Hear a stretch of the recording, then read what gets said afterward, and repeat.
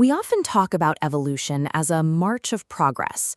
The classic image is a lineup of creatures steadily standing taller, supposedly climbing a ladder toward biological perfection. But in reality, nature operates without a brain.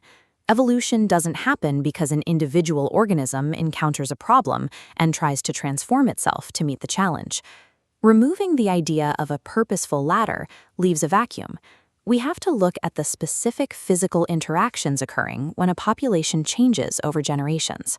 This is where motion theory begins, by viewing life as a set of stored biological motion instructions, patterns that repeat because they continue to function under pressure. These instructions are constantly copied and entered into a motion trial, where they are tested against the constraints of physical reality. Stepping away from the myth of upward progress allows us to examine the mechanical forces that actually drive these evolutionary shifts. Gis space-filling model shows a DNA double helix. In biological terms, this structure acts as the archive, the physical storage for an organism's motion instructions. Reproduction is the act of copying this entire archive, but because this process happens at a molecular scale in a chaotic environment, the copying mechanism is vulnerable to physical disruption. Internal chemistry fluctuates and thermal jitter can knock molecules loose. Ultraviolet radiation can strike the cell, creating physical lesions that distort the helix. The cell uses specialized machinery to repair these breaks, but the process isn't flawless. Occasionally, the machinery patches a gap incorrectly, leaving a permanent typo in the archive. This altered pattern, this typo, is then carried forward, entering the next round of biological testing in the real world.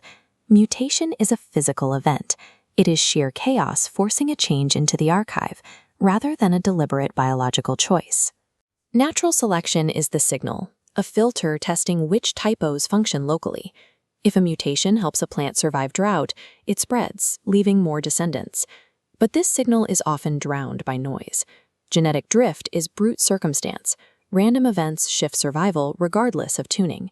When an asteroid hits or a flood isolates a small group, the variants that survive are often just the ones that happen to be in the right place at the right time. Evolution produces what survives the combined pressure of local filtering and raw geological chance, which doesn't always result in the most elegant outcome. When surviving populations mix, they experience gene flow, the sharing of successful biological patterns between groups. As environments shift and populations become isolated, their archives accumulate different edits.